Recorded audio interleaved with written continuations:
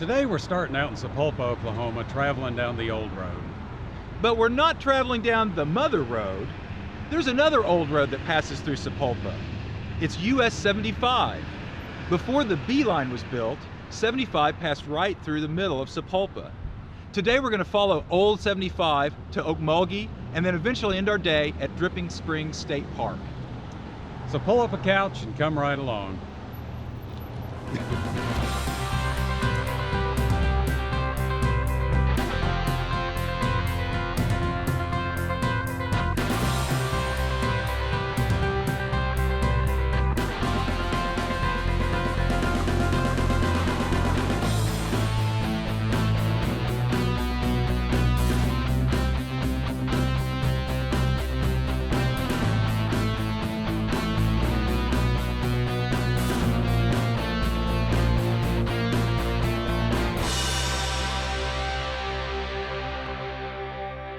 A lot of people don't realize that the old alignment of US 75 is still an active designated highway between Sapulpa and Beggs. You know, I'm a sucker for an old highway. Anytime I'm traveling, I see the old route taken off to the side, I want to go follow that and see where it goes. But what's really cool is sometimes you can find the old road just by looking at the signs. And here in Sapulpa, you'll actually see a sign for Alt 75. Cruising down the main drag of Sapulpa is kind of fun because, you know, they're really into the Route 66 thing, and there's a lot of cool storefronts, and they've restored a lot of those old advertisements that you see there in the alleys and on the brick walls and things like that. So we're cruising Dewey in the middle of Sapulpa. We figured out that they've got music piped in all over town, and apparently it's synced up on Sapulpa time. So if you check the clock, which has been frozen for I don't know how many years, the music falls right along in that.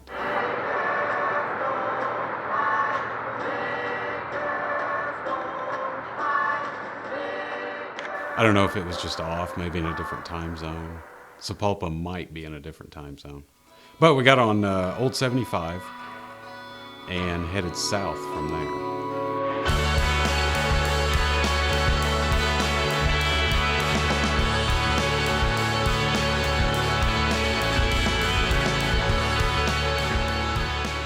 And Old 75, you can pick it up and get off of the Beeline and give yourself something to look at and something to do.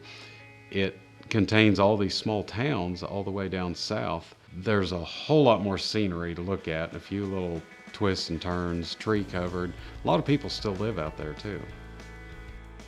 After Sapulpa, one of the first towns you come up on is Kiefer. Most people don't realize it, but there was a huge, around the turn of the last century, lots of wildcatters, lots of oil business, and you know, Kiefer was actually a pretty bustling place back then. But one of my favorite shops, one of my favorite donut shops in the world was down in Kiefer, which we've discovered has now just closed a couple months ago. It was the donut and bait shop. So you could walk in and pick up your donuts and coffee and then go over to the other counter down the other side of the store and go ahead and get you some minnows and worms and whatever else you need to go fishing that day. They have this excellent minnow rolls, I believe is what they're called. It's like a sausage roll, but it has minnows in it.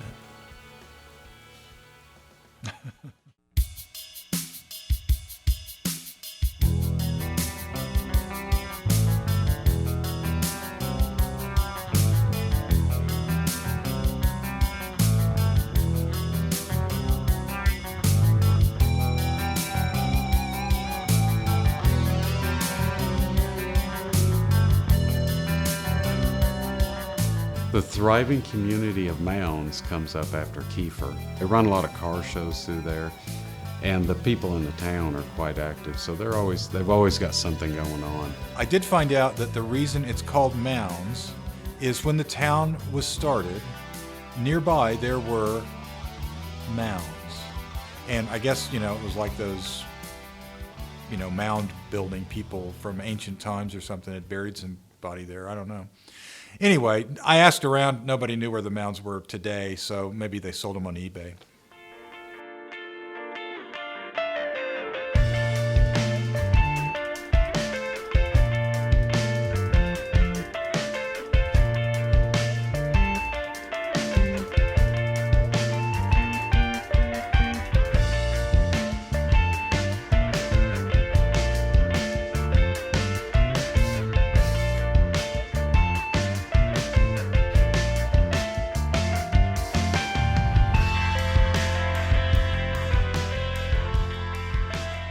So, Brad, you used to live here in Beggs, right? Well, not right in town. I Oh. lived out in the suburbs. Oh, okay. Just outside of town. Like a bedroom community kind of thing? Right, right. Just Okay. north of here. Okay.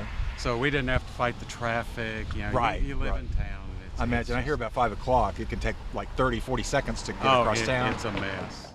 Beggs is one of the classic boomtown type places. At one time, it had 4 trains a day stopped in Beggs. From 1905 to 1915, there were wildcatters. There were 15 oil companies represented in the town of Beggs, all drilling for oil, all trying to hit their jackpot there in the Glenpool. You know, when you're coming down Alt 75, you come through Beggs, and the sign here tells you to turn. Well, what it's really doing is just going to put you back to the Okmulgee Beeline. But we're rebelling, because that's our nature. And after careful examination, we decided that the old highway kept going straight here. We looked at a map. It was a really old map.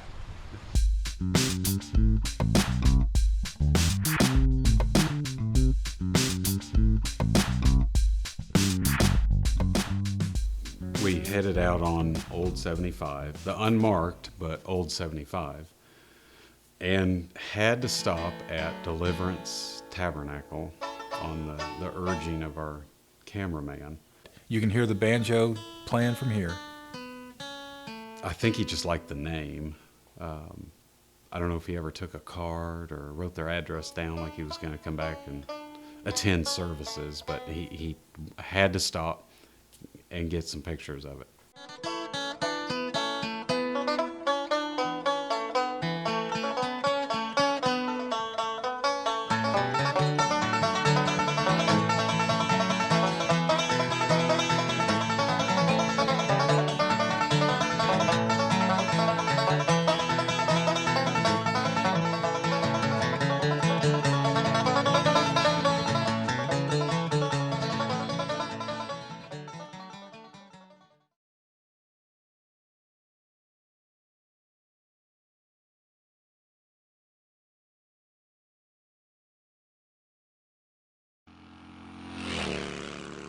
Michelle here with Brookside Motorcycle. For years, our family has built a reputation for value, quality, and customer service. We have the finest pre-owned collection available, plus new Aprilia and Moto Guzzi. Brookside Motorcycle, 6 years of putting people behind bars. For over 30 years, the folks down at the Corner Cafe have been serving up a home-cooked breakfast, lunch, and dinner. Open 7 days a week at 2 locations in Tulsa, at 53rd in Peoria, or on historic Route 66 under the Meadow Gold sign at 11th in Peoria. Get your kicks on Route 66. Start your next ride at the Corner Cafe.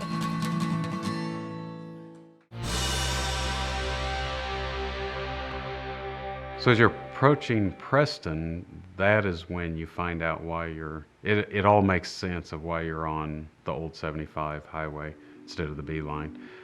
Turns to beautiful road, just the 2-lane blacktop winding through the trees, horses and ponds and trees covering the road the whole bit.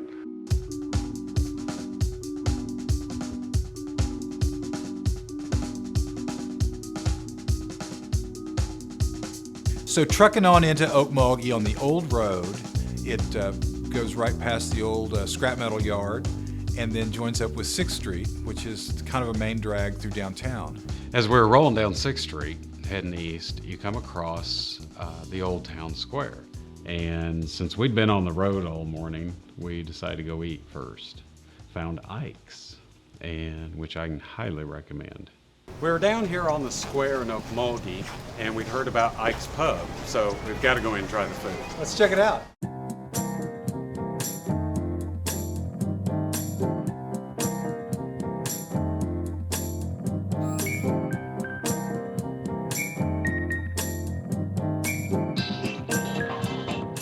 Ike's is a really fun place. Good food. I mean, geez, they had to roll me out the door. We ordered an appetizer, and they come out with this plate. Oh, we just made you one of everything. And so it was this, all sorts of stuff. It was awesome. I was very impressed.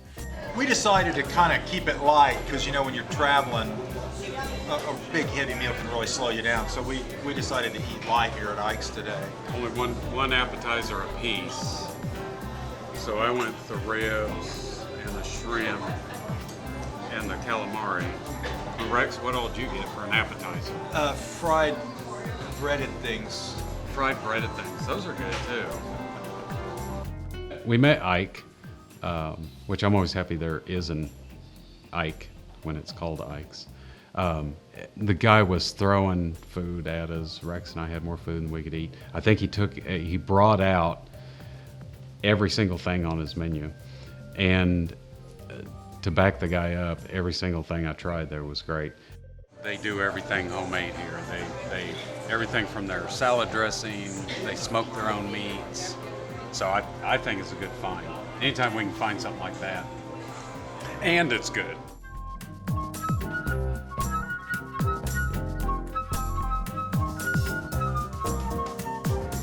Oh my.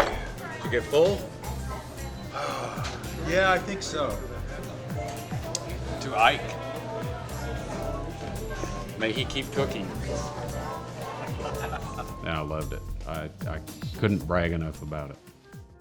Well, we could barely walk, but we decided after lunch that we needed to go across the street and visit the museum that's in the Creek Council House. Creek Council House Museum was built in 1878. Is the original government offices for the Muskogee Creek Nation. Wow. And it existed in that function until just about statehood. And with statehood coming on, the governments had to give up all of their property. The federal government came in and said, we're going to take everything that you've got. Okay. So the Council House was one of the things that the federal government took away from them. The city of Okmulgee was fortunate enough to purchase it in 1919 for $100,000. It stayed in city's ownership and control until just last November. So in November of 2010, the Muskogee Creek Nation purchased the council house back for $3.2 million. Wow. The history of the Creek Council House has been up and down almost the entire time the building has existed. Once it became the property of the city, it was used for all these various things. One mayor of Okmulgee even wanted to tear it down. And finally, in 1961, it was added to the National Register of Historic Places. Then later, a partnership has been created between the city and the tribe to operate the museum. But nothing is guaranteed, and even when we visited there, the future of the museum was a little bit shaky. So go visit. Drop $1 in the tip jar. Let them know that you like it. It's a great place to visit, and it's a shame to not support things like that. The council house, was built in 1878 of native sandstone, hand-cut, locally quarried here in town. And it was built, and about less than 10 years later, they found out they had a serious problem with the structure. It was actually bowing out and getting ready to collapse. So what they did is, if you'll notice when you're outside, in between the first and second floor, you're going to see pilasters. They built those kind of half columns to support the building. Then in between the first and second floor, you're going to see metal stars. Right. Those are actually the end caps for metal rods that run completely through the building, and they literally screwed the building back together again. Wow. Great solution, because over 100 years later, it still works. Up on top of the building is a cupola. They're very proud of their cupola, as anyone that has a cupola should be. This eagle on top of it was sent off to be restored back in the 90s when they were restoring the building. This is pretty funny.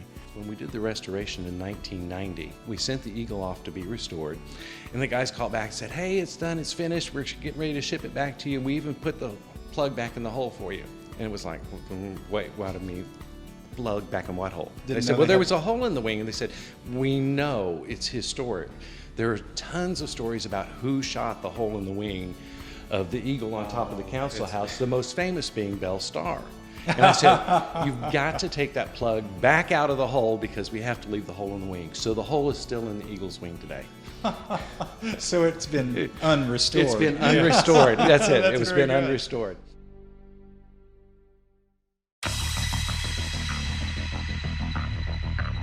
This is Hallett Motor Racing Circuit, and we're at the Oklahoma Gold Rush. I'd go ahead and strap in if I were you.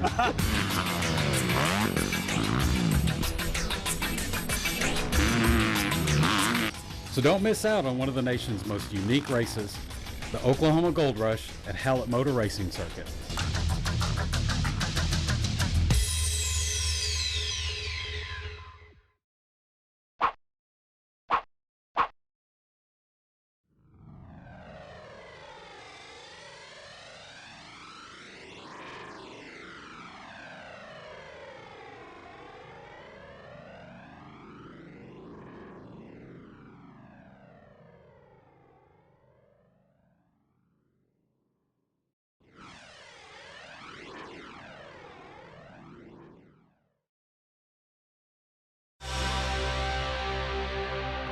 After touring the museum, both Rex and I really need some pie and coffee. We'd worked off our lunch already and decided to head over to Coleman's.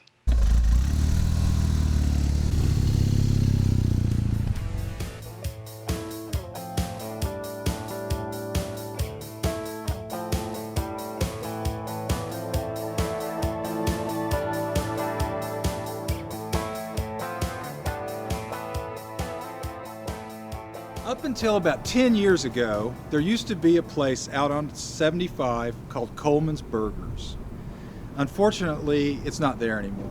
But the folks that started Coleman's have this place here in the old bakery downtown in Okmulgee.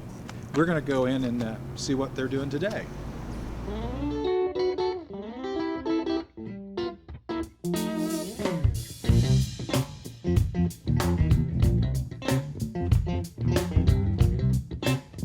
I've been wondering for quite a while. I've seen Coleman's out on the highway here in Okmulgee, and I hear different stories and know that it's been passed down. Tell me some of the history of how you got here. Well, my mother sold Coleman's on the highway, so then we came to this small spot. We found this one. It was for sale.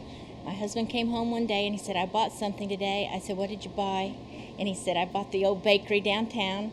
I was looking for a job, and I said, okay. So we came down here, started making the pies, cookies, sandwiches, and soups. And I had a son graduated from OSU, and I said, would you like to cook the hamburgers? He said, yeah, I'll do that for a while. Okay. And so we added on the hamburgers. Okay. It's a family affair. Yes. Okay. It was really cool. I had a coconut cream pie, wonderful. And it's a great, fun place to stop. She's got pies by the slice or whole cakes, pies, cookies, you name it. Oh, the cookies are really good too. And it's a fun place. Very nice people. Well, I want to try the Italian cream cake? Italian cream cake. Is that kind of a Oklahoma tiramisu? Or? No, it's Italian. Oh. I think Alice is Italian. I'm not sure. But it was delicious. I mean, one of the better ones I've had in a long time.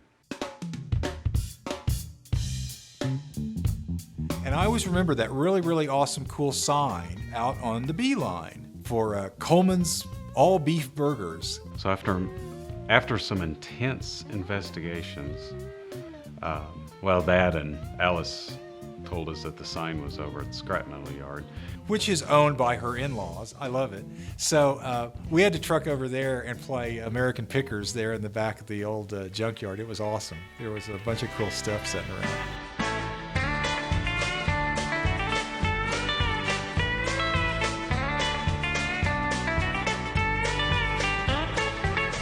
It was kind of sad seeing the sign all crumpled up there. It was laying on top of the old bowling alley sign, and it's a shame. I love old neon, and I love to see old neon restored. And unfortunately, it doesn't look like anybody's restoring this stuff anytime soon.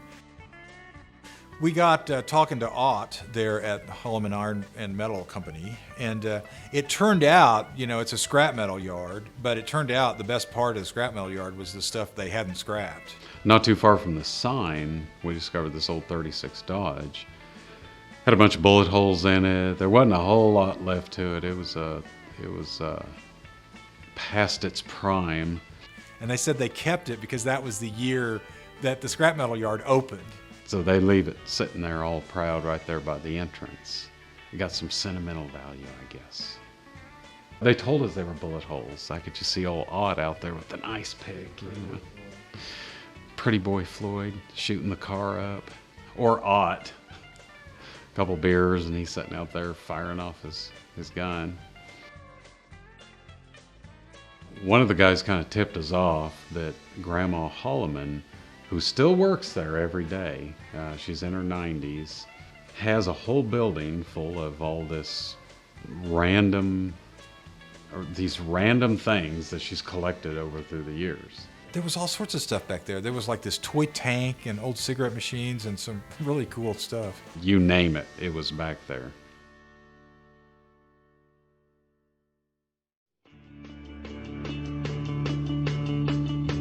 Places to Ride is your source for nationwide motorcycle events, unique destinations, and helpful gear reviews.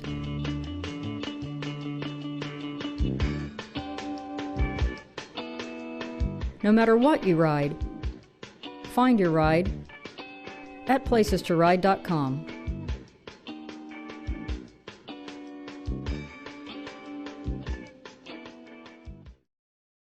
There is so much to see and learn about on all our trips throughout Oklahoma that we can't fit into just one show. So to learn more about all the places, people, and bikes on the show, head on over to twowheeloklahoma.com. There you will find everything you need to know about the history of the towns, the roads, and the people we meet. You can read up on the gear we wear and the bikes we ride. You can even find some great two-wheel merchandise. So head on over to our website, or you can always follow us on Facebook.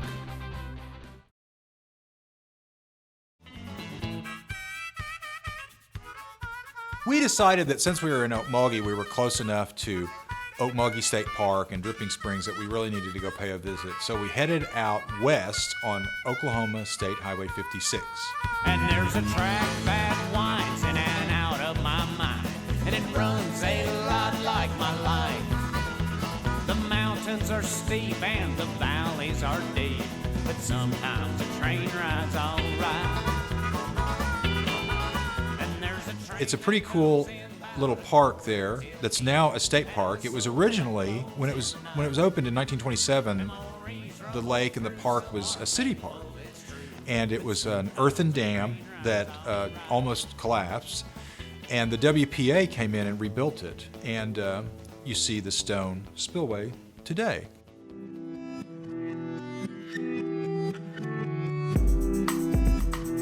The spillway there at Okmulgee Lake is kind of a local landmark, and I had never seen it with no water at all before. On the one hand, it wasn't as pretty with the thing all dry and weeds growing up, and on the other hand, it kind of looked like an old Toltec temple or pyramid, but which it isn't, unless you see the other version of this show, which we're going to tell everybody it was.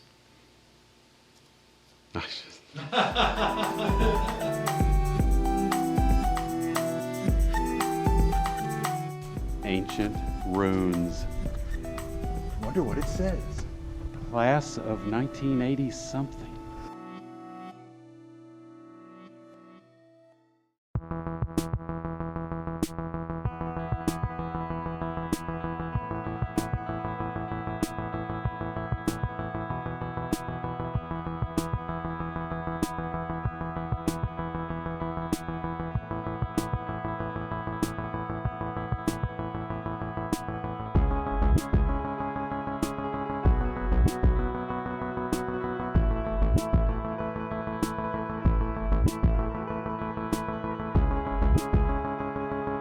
Where are we? It's been a long day. Okmulgee State Park. How about that? Doggone it.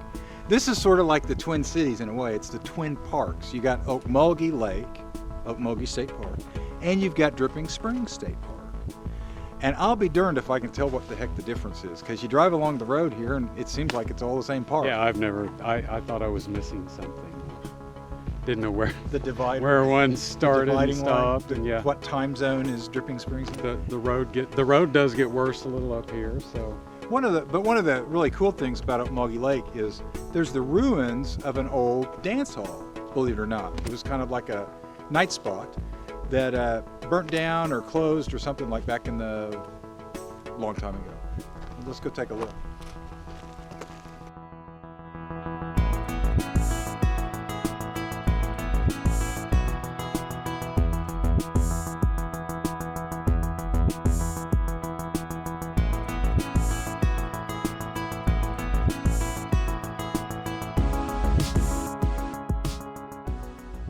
Doggone it. Well, the guy at the museum sent us out here to this dance hall for this big party tonight, and doesn't look like there's much I think we're a little late. Yeah, I think it's been closed down for quite a while. Yeah, too bad. But we had a great time on rundown old 75. Saw a lot of neat old towns. Yeah. Beautiful scenery. Yeah, just a few miles off the Beeline, and it's so much more fun. What a cool way to get to Okmulgee, right? Yeah. Who would've Instead of thought? running down the same highways every time, we got to see all the old towns. Okmulgee. Yeah, Oh the my- folks in Okmulgee couldn't be friendlier. And I'm still about to pop from our meal at Ike's. Oh, that was wonderful. Well, thanks for watching Two Wheel Oklahoma. See you next week.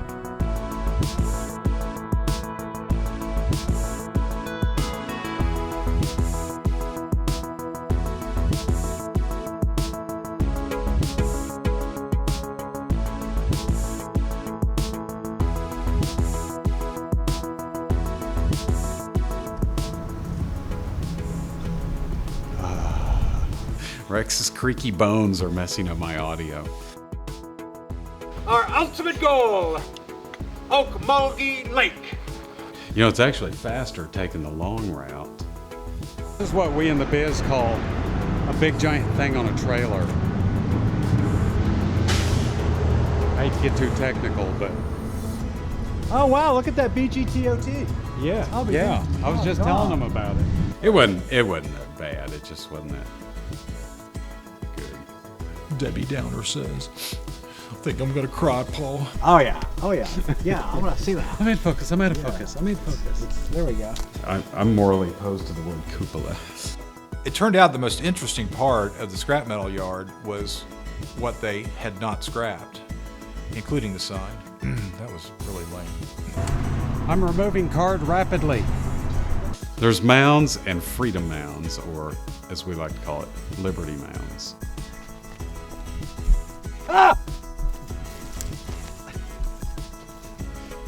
Quit poking the dead animals with the stick. Boy, the rolls stuffed with anchovy paste.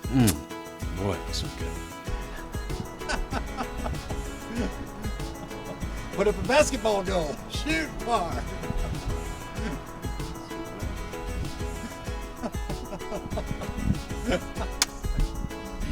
Okay. We're done for the day? We've had a good day. You want me to do my pyramid version now? Yes.